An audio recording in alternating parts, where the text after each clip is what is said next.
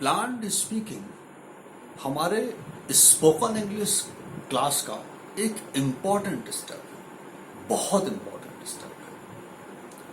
Generally spoken English class join करने वाले वही लोग होते हैं जिनकी इंग्लिश ठीक ठाक होती है।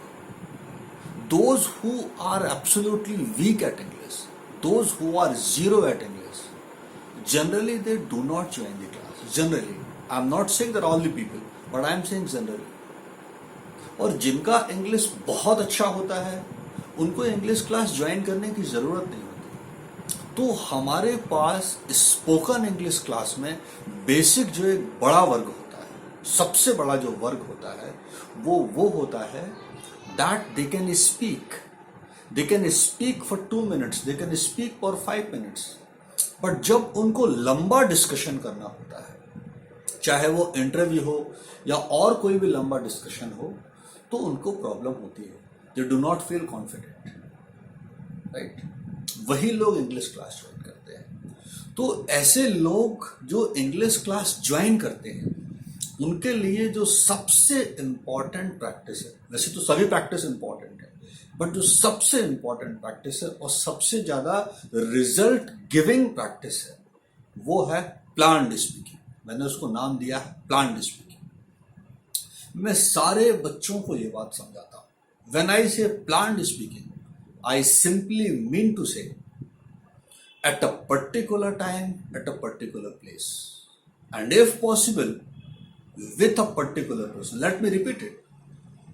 At a particular time, at a particular place, and if possible, with a particular person.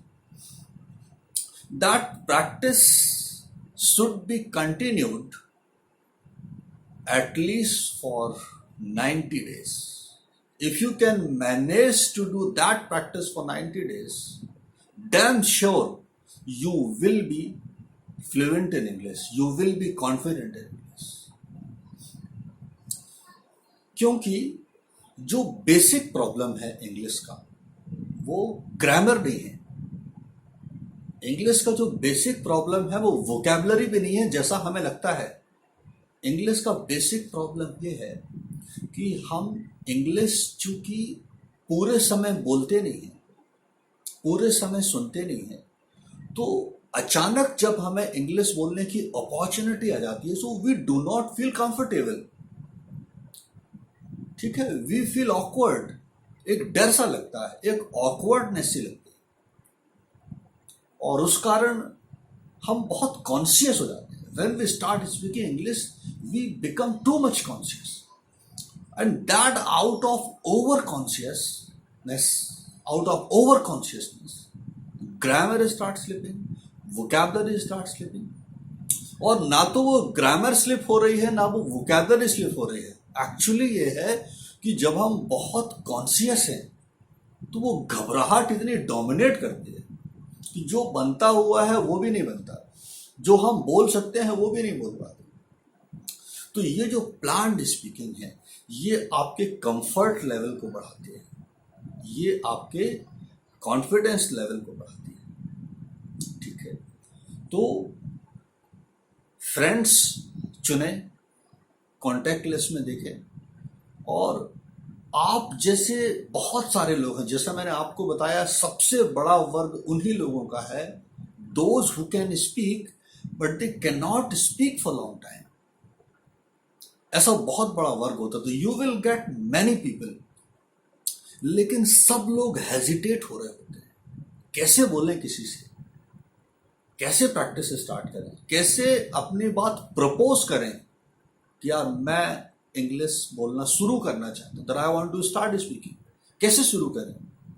ये हेजिटेशन जैसा आपको रोक रहा है वो दूसरों को भी रोक रहा है, किसी को तो शुरू करना ही पड़ेगा। तो if you will find somebody, बस आप शुरू करें। शुरू के 1 दिन, 2 दिन, 3 दिन, हो सकता है 1 week, that depends on individuals.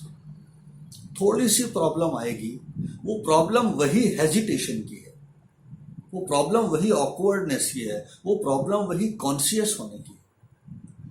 बस अगर 1 हफ्ते आप मैनेज कर पाए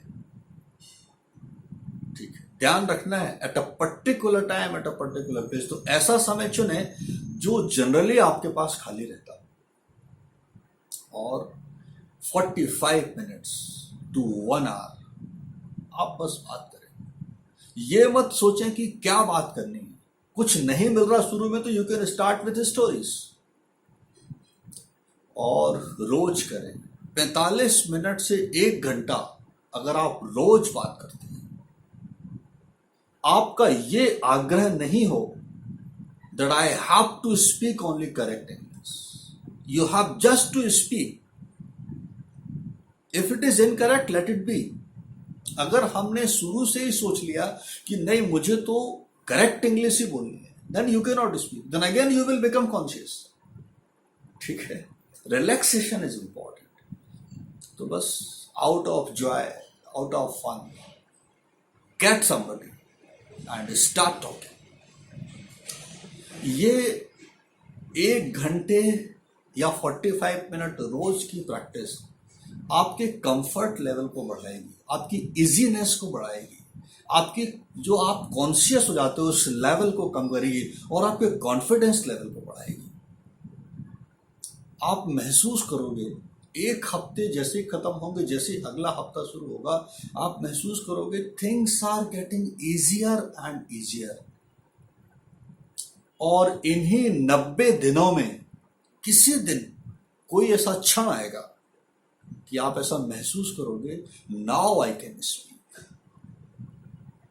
any moment you will feel that now I can speak, from that moment there is no return, there is no reverse care. ठीक है, English improvement that will go throughout the life. But उस दिन से, उस क्षण से आपके साथ कभी ऐसा नहीं होगा कि आपको लगे मैं बोल पाऊंगा कि नहीं बोल पाऊंगा, ऐसा कभी नहीं। तो ये प्रैक्टिस शुरू करें।